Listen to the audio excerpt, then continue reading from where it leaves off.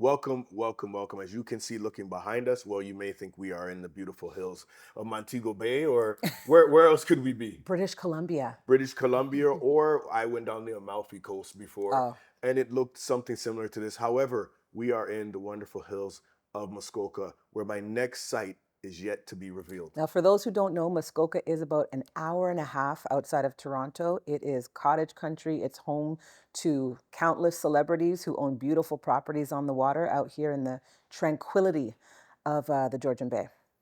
What they actually call Muskoka is the Hamptons of Ontario. Now, Yes. I wanted to see if it was true. So I went to the Hamptons last year, and I will tell you it is very true. That moniker fits perfectly. hmm Justin Bieber's got a cottage here. I mean, we shouldn't even call it a cottage. It's a luxury property. Compound. Yes, compound. Model Cindy Crawford, Tom Hanks. So Yes, yes. yes. A lot of people are discovering what Canada has to offer. But you know me, you know Priscilla, you know what we do. We bring investment real estate and we bring affordable real estate. So we have these 22 cottages on the water. They're going to start at 999. So I think to be able to be in this environment where there's people who obviously have great abundance of wealth, but have access to all the amenities under $1 million in this economy, it's beautiful. Yeah, and we were sitting by the campfire last night, and we were talking about what a cottage actually means. And I mean, for myself, my family had a cottage that I went to every summer Oh growing wow, up. you were Um, spoiled. as an extended family member, but yes, we would go to the cottage, and it's as much as I like to travel and not visit the same place. It was really nice to have formed memories and family bonds at the same place each summer. And that's something, conversely to Priscilla, that I missed out on. I knew a lot of friends who said they were going to the cottage. I didn't even really know what a cottage was. Yeah. Never went until I think I visited your uncle's cottage Yes. when I was well over 40 years old. And immediately when I got there, I fell in love. And I think that's what this podcast is about, this episode. It's about not just the cottage, it's about how to pool your resources Yes. together to buy a cottage, because in this economy, maybe you can't afford one on your own. Maybe it's not economical. Maybe you're not going to be able to get out here enough. However, can you put people together in a place of ownership where they can own a cottage together? Yeah, and just talking about another family member of mine who had a cottage. It's not just a place to visit. When you are not at your cottage, it becomes an investment. It's a cash flowing property, especially somewhere here like Muskoka, where cottages are booked up year round, 365 days, 4 seasons here in Canada, and you can rent out your cottage and make an abundance of money while still having the opportunity to use it for family. Well, and this is one of the reasons why we choose the locations that we choose, because every property that you purchase is an investment. It doesn't matter if it's your primary residence, you have to make sure that it's going to appreciate, especially when it's people's biggest investment normally ever in their lifetime. Yeah, and I had countless calls, and I'm DMing people and learning about how much people understand how to calculate their net worth and looking at their finances. A lot of people don't know what their investments are doing, how they're performing, and a lot of individuals I've discovered don't actually know how to calculate your net worth. But once we get into, the meat and potatoes of it, 90% of someone's net worth is tied in their primary residence. So that's why it's so important to make sure that when you purchase that first investment, your home, you're buying right. So buying right is everything, and that's why we're building right and we're choosing the right locations. So when you buy from M5E, when you buy from Build Up Devco, you're making sure that you're in the right place. We've already done the research. We're spending time in Muskoka. I've been up here. I've owned the site for over 3 years. I've been here when I visited Priscilla's uncle, and I said this is somewhere I wish that I could have came as a child, but now as an adult, for me to be able to experience it, it's great. And now let's see what type of investment this is going to be. And when you started looking at what people could do in terms of short-term rentals here, the numbers were just Oh yeah, astronomical. no, it's insane. And so that's where we were talking about, having a property that you could visit part of the year, form those, family memories and bonds, and also make money from. I mean, I have a family member who's doing about $70,000 a year passive on their property in Muskoka, while still booking out a few weeks, 4 or 5 weeks throughout the season to come up and visit it and use it themselves. Now let's talk. That 70,000, is that gross or net? No, that's net. 70. Yeah, Wait, I hold on. calculated. 70,000 a year net. Depending on who you listen to and what census or whatever, but the average Canadian is making 40, $50,000. I Yes. mean, some of that probably takes into account, younger people who are just Hmm. starting to get in the workforce. But the bottom line in Ontario, maybe 50 grand aggregate. So your uncle is making $70,000 a year. Net off of one property that they can use and rent out. And if you look at using a property management company, because a lot of people are going to say, "Well, I don't want to manage, all of this." And whether you do it on Airbnb, whether you hire, a specific local cottage rental property company to manage it for you, it can be pretty hands off. And you know what? And that's one of the things you brought up, which I think we need to clarify. People hear the name Airbnb and they think this is the only player in the space, Yeah. and it's really not. The Your uncle who's renting his cottage, he has it on a cottage rental site. So Yep. there's people who are local. I met another guy at the gym, and he was doing the short-term rental, and he had his own website, and he was booking about 30% of the Hmm. business Hmm. returning through their own website. So you can really distill down these Airbnb Yeah. or Yeah. VRBO fees. Yeah, there's that. I mean, I know Booking.com, Expedia. There's a number of companies that you can use to do this, and you can spread it out. You can start Airbnb. You can go to a local cottage rental company. So there's definitely an abundance of opportunities there. So at $70,000 a year net, and then he's still able to use the property two Yes. to 4 weeks every year. We can actually go and speak to him and maybe look at his calendar and see what months he was doing and what his quote unquote high season is. But from the research I did, and I went on AirDNA and I did a lot of research, there was Mhm. no shoulder season here. There was no No. downtime here. I would say obviously around Christmas the rates are going to spike, and maybe around some other holidays. But in Yep. general, you have a 365-day a year calendar where people want to come to Muskoka. It's truly four seasons. Yeah, and we were driving out last night, going to a local restaurant, and I saw signs for Santa's Village at Christmas time. There's areas where you can snowmobile, ATVing. So there's plenty of opportunities and activities that you can engage in, even when it's not prime summertime. And reconnecting with the family and recharging your batteries is Oh everything. yeah. We came out here, we're going to do 2 day. We made it a company retreat. We have people from both companies here, and we're just sitting here and we're spending time. I know they have an ordinance here after like 10, 11 o'clock. It's like quiet Yeah. time. Yeah. And it's so tranquil. We saw the stars No. outside for the first. I haven't seen stars in 15 years. Yeah. No. We definitely looked up. We saw the stars, and it's a nice, what I would call forested area, well Which, treed. so Priscilla means she thought we're gonna see bears. We're outside of the campfire. She thought we're gonna see bears. There was no bears to speak of. But the bottom line, we did see some deer, some squirrels, some stuff like that. But this is really what it's about. It's about reconnecting with the family. I think what COVID taught us is Yeah. how important human relationships are. And so when we're selling a property, yes, we're selling an investment because Priscilla talked about your net worth and things of that nature. But we're selling a lifestyle, and we want you to be able to reconnect with your family. And being in a situation where you couldn't see or spend time with your family regularly for 2 3 years, you started to understand the importance of coming together. And so if you have an opportunity to come somewhere like Muskoka and you don't have to fly somewhere, Mm-hmm. right? Like Mm-hmm. look at the scene behind us. We didn't fly anywhere. Oh, we We jumped drove. in the car, Yeah. we had a sprinter, we came up here, under 90 minutes, hour, 15 minutes, you're here, and all of a sudden you're in a different world. Yeah, no, absolutely. And I think let's get into it. Let's get into how someone can purchase. Some of the conversations we're having. Sherrod is debating a couple different lanes of how to sell and market these properties. There are 24, sorry, 22. I wish I Um, had 24. so you can keep one for you, I- one for me. yeah, yeah. So there's 22 cottages on the water, and each cottage has its own dock Each cottage has its own slip. slip. Every cottage has their own slip. You can be able to put up to about a 30-foot boat, which mine is not even 30 feet. Okay. Whether it's paddleboat, canoe, sea doing, which we did yesterday. Yeah. Direct access to Georgian Bay. You go through a lock, you're in Georgian Bay. I love it because it's on Gloucester Pool, so it's on a smaller lake, but 5 minutes from Georgian Bay.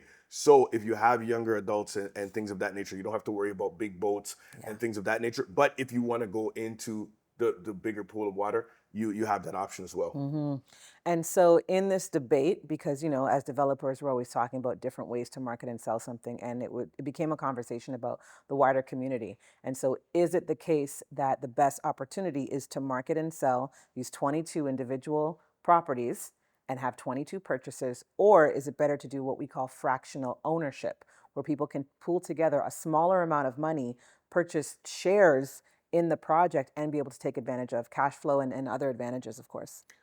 Well, and that's the thing. Listen, for me, is it easier to sell 22 units? Of course. Yeah. It's 22 units. I only have to really sell 15 or 16. I already have one for my director of sales, Sophie. She booked Mark one Oh, three did years ago. she? Wow. She gave me 150 She's grand in. she gave me 150 grand 3 years ago and said I want that Muskoka project. Okay. Yeah. So Okay. she had the foresight and the understanding. So Yeah. she's got to get one regardless, but we could add her to the pool Sure. or we can sell them. So anyway, selling them individually is easy, right? But the thing is, my greater good here is always about the community. Priscilla knows my story. I went to school for med school. Um, and then I realized my calling was real estate. I was actually in September 11th. I was in New York. I was going to NYU, finish up my post bachelorette degree. I needed organic chemistry or something along those lines, and I was going to matriculate to med school. And then so the Twin Towers came down. I came to back to Canada. I never went back to New York until I met with EYL last year. Yeah. Yeah. No, but could you imagine that? I know we're on a tangent, but it's okay.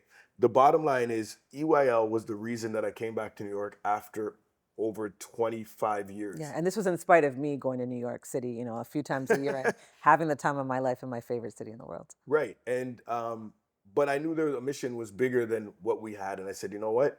I need to go and link with these guys. My guy Fraz, he linked it up and we came and we met up with those guys and it's only been like 18 months and everything's transformed. So we do want to shout out EYL.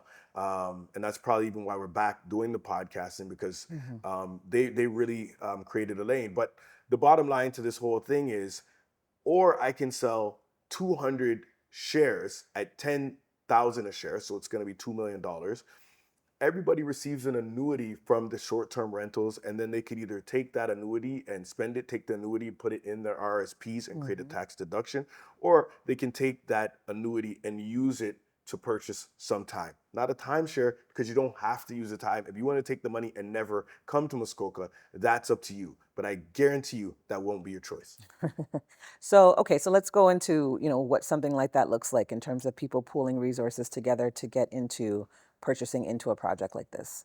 Well, what it looks like is this. I have a securities lawyer. We put together a GPLP, so it's a common agreement that I have anytime I'm working with investors. And frankly, out of all 13 of my sites, I only have two investors, and David from Twee Estate, from Estate Hill, he's one of them, and Jeff. The great guys, young guys that I actually helped mentor and I brought them in. Priscilla and I actually did phase one together.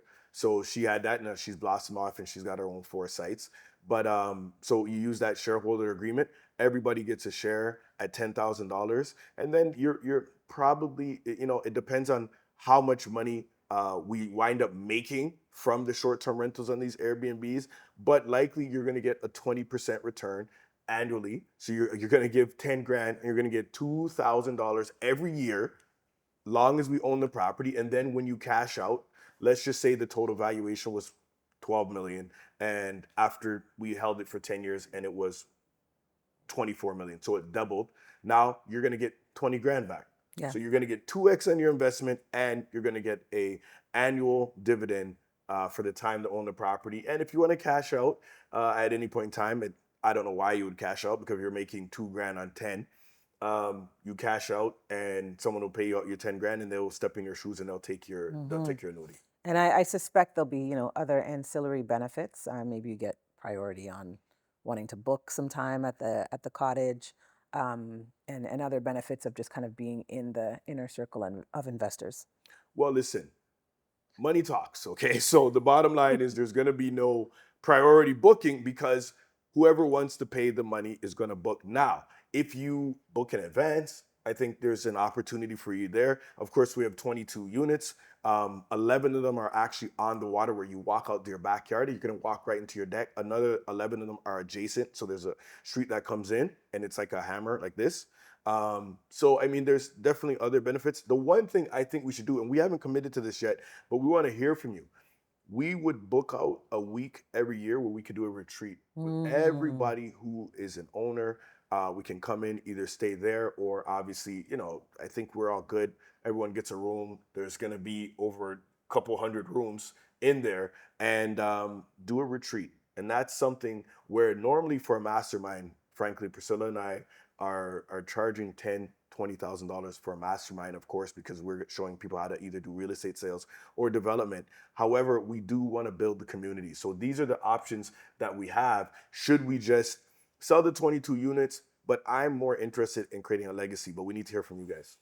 Yeah, no, I get a lot of messages from individuals who would love an opportunity for fractional ownership because it's a way to get yourself in the door, get familiar with, a lot of the concepts and processes around real estate investment without owning and purchasing individually. Plus, it's a much smaller obstacle to get in. $10,000 as a minimum entry is quite feasible for a lot of people. It's very reasonable, and that's what we want to avoid, the gatekeepers. And I think traditionally in real estate, because when I got in, it was difficult, or I didn't. Maybe it was always an opportunity to get in with less money. I know you can do wholesale and things of that nature, Mhm. but I didn't really know how to get in with zero to a little bit of money. I Right. didn't know what to do. So now we're kind of opening up the horizon and saying, hey, with 10 grand, you can create yourself an annuity. Now, here's another thing we haven't talked about. It's not like you can only do 10 grand. That's not the Oh case. yeah. Let's say you wanted to do 50 grand and have $10,000 a year coming in, flip that $10,000 a year, put in your RSP, create a tax deduction year over year. You have so many different avenues, Yeah. but $10,000 a share would be a minimum. But then, of course, you can go to the next level. Now, this brings us to the next topic of entering into real estate investment without having a lot of money. And we've both been talking a lot about the RRSP loan, Yes. which is a fantastic opportunity for first time home buyers in Canada to be able to get into their first property. Now, listen, if you don't have an RRSP loan, get one. Okay? Get one. Because no matter which direction you want to go, and we'll touch on both of them, whether you are a first time home buyer and you want to use the RSP loan to get into buying pre construction real estate, which I think is the simplest way. And Priscilla and I have had over 150 clients use this exact Mhm, strategy and mhm. created over $100 million in wealth. Like the amount of people that we've had do this is crazy, and they've had their properties for long. I had a Yep. lady make, she's up about 400 or 500,000. I did this for 17 years Yeah. ago, Yeah. and I was talking to her. She's up $500,000. She has a property in Ajax. I won't say her name now. I'm speaking to you. Know who I am. Won't sell the property now. Now I'm trying to get her out of it and say, listen, look what we did. That was Yeah. so great. Why don't we do it again? But the bottom line is we've created so much wealth in our community by using this strategy. So it's like, why don't you go out, take the RSP loan, buy your property, buy pre-construction. The loan will be paid off by time you close on the pre-construction, or you can do an arm's length mortgage, which is you can take the loan and lend the money out to other people and create an annuity that way. Either way, you're winning. Why wouldn't you take the RSP loan? It's an investment loan. It's going to look good on your credit. It just makes sense. Yeah, and I think, I mean, let's take it one step back. So, a lot of people are asking, do I need to already have an RRSP? What are the qualifications in order to obtain this loan? So, step number one, the first thing, if you want to use the strategy to purchase pre-construction property and build your portfolio and become a real estate millionaire, step number one is you're going to be a first-time home buyer, which means that you have never purchased a property before, or you haven't owned a home in the last 5 years. So maybe 10 years ago you owned a house, you sold it, something went down, no problem, and for at least 5 years you have not had a property in your name. You are a first-time home buyer again. So what you can do in that case is you get the RSP loan. Qualifying for this type of loan is far easier than other types. You need a minimum 680 beacon score and you need to have income. And so we've got financial advisors that can facilitate this application. Most people are getting approved 3, 4 business days. And then that money is lent out to you, put into an RSP account, which you can open brand new, or if you already have RSPs, add it to that account. And then in 90 days, it's matured and it is available to you to access to either purchase a property, buying pre-construction, or as Sharad said, if you don't want to purchase real estate with that money, you can start lending it out. So maybe you're borrowing this RSP loan at 8, 9%. Sounds high. However, you can lend that out at 12, 13, 14%. So you're still making that difference. You know what? One point of clarification. You said access to money. So the money's gonna go. We get a loan. Yeah. It's an RSP. It goes into an RSP account, which is just a bank account. It's a registered bank Yeah. account that the government can see, so they know that you put money in there. That's it, and you're gonna disclose to them, hey, this is how much money I put in there, and that's it.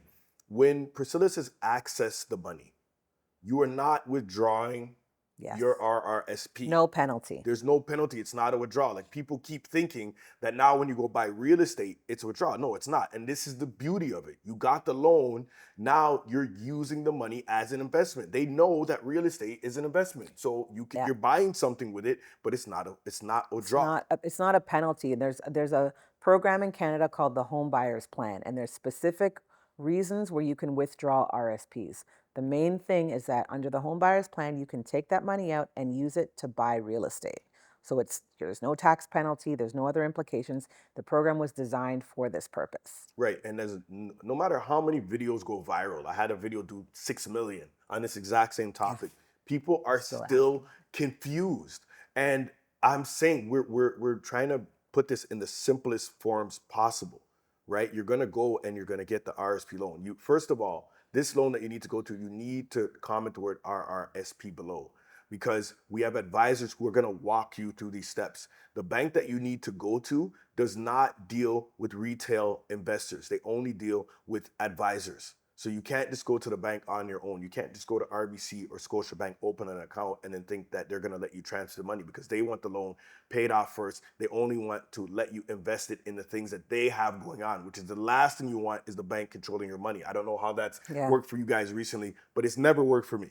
Okay, I never have an advisor who maybe has a couple years of experience. They're selling stocks for the bank or whatnot to control my money. It just doesn't make sense. You need to talk to people who become multimillionaires in real estate about how to invest your money, not someone sitting across the counter who's trying to sell you something that the bank is giving them. So that's the first step. You have to come contact us and let us put you in touch with one of our advisors. I Yeah. got a great guy, Kenny Canute Blake.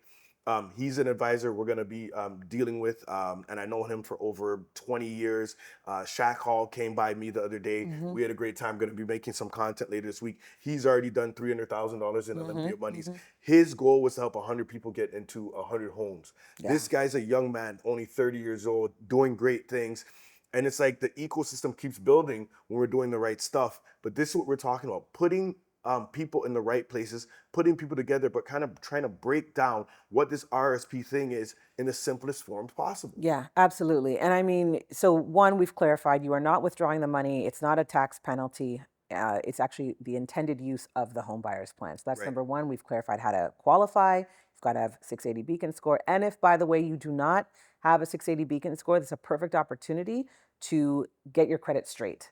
And again, I have an Equifax certified credit specialist that I've been sending individuals to. If your score is not where it needs to be, we can get you up, in a reasonable period of time. And just having an income on paper, the bank needs to see that you're going to be able to pay the monthly payment for this loan. So on that note, again, you can't just walk into any bank. I've had people contacting me as well. Hey, I went to the bank. They said I can't use the RSP for this. There's one bank in Canada that does this, and a financial advisor needs to facilitate the application. They don't deal with the general public. It's a business to business bank. And So what we're trying to do, right? We do want to help control the process because we want you to actually get approved. yeah, Like the worst thing that people do to me is they come, they listen to us about real estate, they watch a couple of clips and they go out and they try to execute do on their own something that thing. they don't know Yeah, about. yeah, Listen, you don't just go and get an RSP loan, buy any investment property that you want or any property you want, and it's going to be your primary residence, but still as an investment, and then think you're going to make money. yeah. People are buying properties in Calgary. Buy property in Calgary if you live in Calgary. Hmm. It's simple. Like, why are people listening to people who are not qualified or only taking a little bit of what we said and then taking it and then distilling it Doing down their and own think, thing. okay, well, now we're going to go out and we're going to execute an entire game plan. That's Yeah. not what I did. So I wanted to get online. Priscilla, we were online, but we wanted to take it to the next level. Okay, what did we do? We went and got mentorship from somebody who's already 20 steps ahead of us. So we Hmm. got Marcus, him 500, shout out. And we said, walk us through this. And it's $100,000 mentorship program, US. It's like 140 Canadian, worth every penny. But the bottom line is you have to invest in yourself. I didn't just go say, oh, I'll just go on YouTube and watch Marcus's videos, or I'll just go on IG and watch videos because I don't want to pay him, and then I'm going to execute his game plan. He's giving me a certain amount, and you can certainly execute to a certain level. But if you really want to go where you need to go, you can't just expect to listen to one podcast or a few episodes and then say, okay, now we're going to execute this strategy. And that is one of the reasons why you have to tap in. Comment the word RSP below so we Yep. can put you in our ecosystem before you do more harm than good. Yes, absolutely. And so when you comment that word, you are going to be put into our system. You're going to get an automatic email. You're going to get all the necessary steps to either book with a financial advisor or take whatever steps necessary to purchase that property. And so, again, it's really important to follow the recipe all the way through. Don't go out and do your own thing and then come back and ask questions about why it didn't work, or you want me to help unwind it.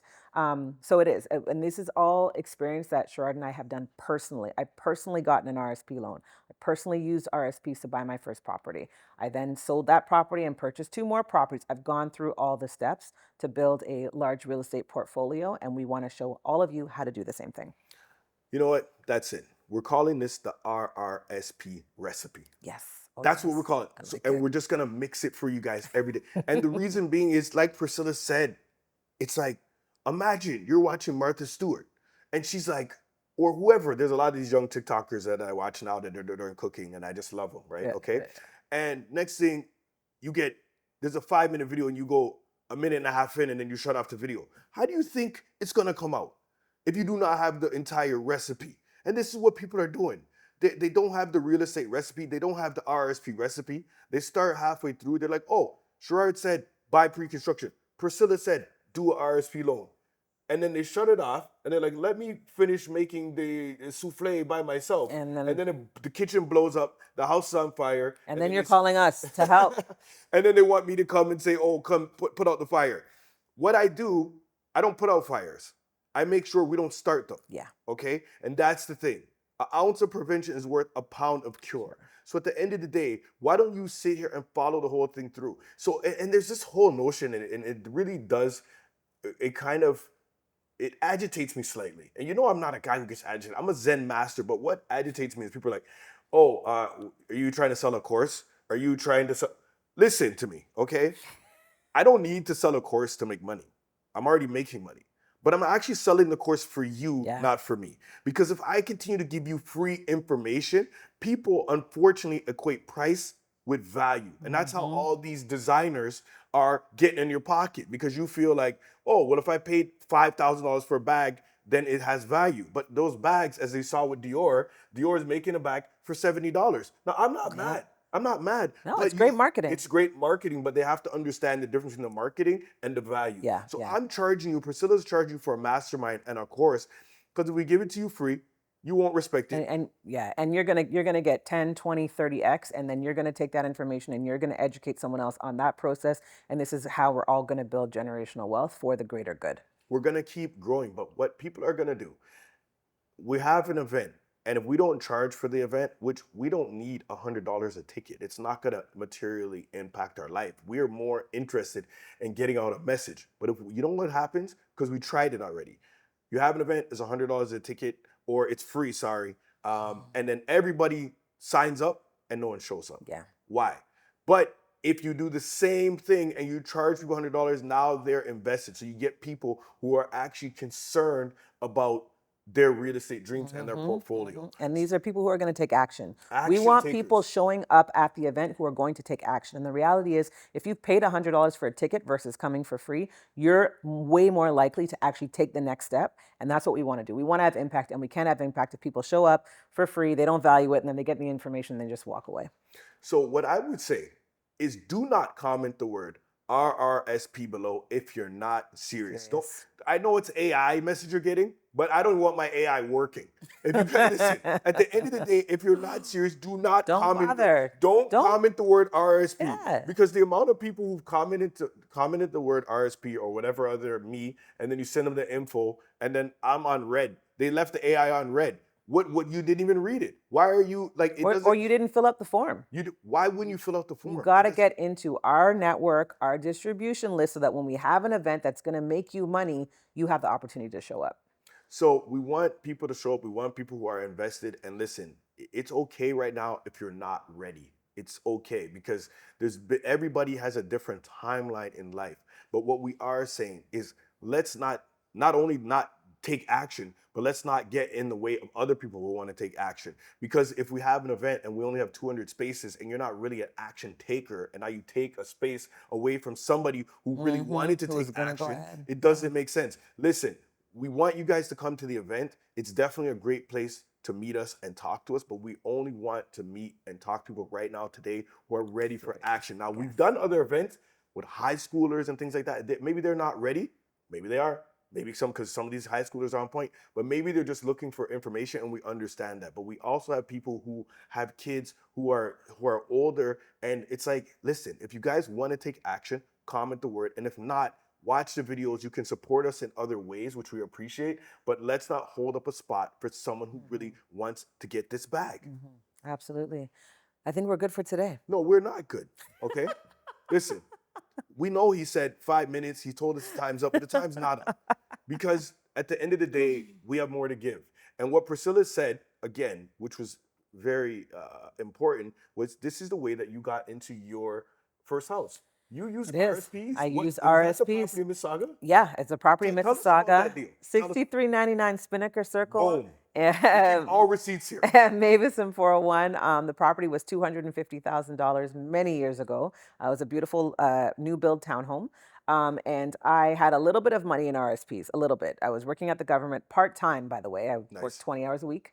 And then I learned about this RRSP loan. I took a loan, I put it into my RRSP, and that automatically generated a larger tax refund for me when I filed my taxes the following year. But again, in a short period of time, I was able to access the money. So I put down 10,000 with the builder, and then the next large payment that was needed, I funded it through that RSP loan.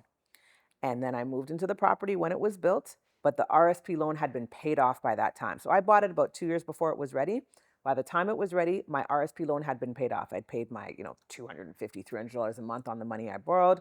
It was all well and good. I got a tax refund. Let's just call it $4,000 back then, which would be equivalent to probably 15 grand now.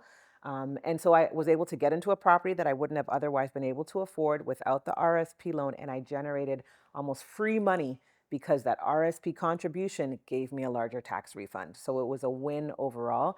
And what that property did for me, I sold it 2.5 years later and I made $55,000. I paid off my student loan. So I eradicated It's the debt. gift that keeps on giving. I eradicated debt. And then I bought another property downtown Toronto. That was my first downtown condo living life with that money. So that RSP loan allowed me to eradicate my entire student loan. It allowed me to buy a second property. And then the second property is where I met Sherrard. He sold it for me. I made $60,000. And then I took that money, bought another property plus a pre-construction investment property. And we're just going to keep going on and on and on. And now I have 4 development sites and 150 units. So the point is that without that RSP loan, I wouldn't have gotten into my first property, which would not have led me to exactly where I am right now. Honestly, that is story time. That is story time. So you're telling me you got an RSP loan, you got a property, you sold the property, made $55,000 or $60,000. You bought downtown McCall. Yes. So that's Yep. where I actually met Priscilla. I met her on McCall. She had a small flood in her apartment, and she was like, "Okay, I'm gonna get. I think it was like $9,000 or $11,000 for Yes. insurance." Yeah. And she said, "Well, what should I do? Like, what repairs should I do?" And I said, "You shouldn't do the minimum amount of repairs. Let's sell this property because it's a little bit older. It was a great It location, was right across from the Ontario College of Art and right? Design. It was a great location, but let's sell this and then let's get something else." And that's where our relationship blossomed. That's actually the first time I met you, and it's through Natalie Powell. So what is this? Oh, what was this? 2010? Oh God, 20 years. No, Yeah. it's 10? 2010. 9-ish. Yeah. 2009-ish, 2010, so we're like 15 years in.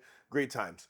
Bottom line is this all started from RSP loan. So if you're at home and you're sitting there thinking, can this change my life? This RSP loan can actually change your life.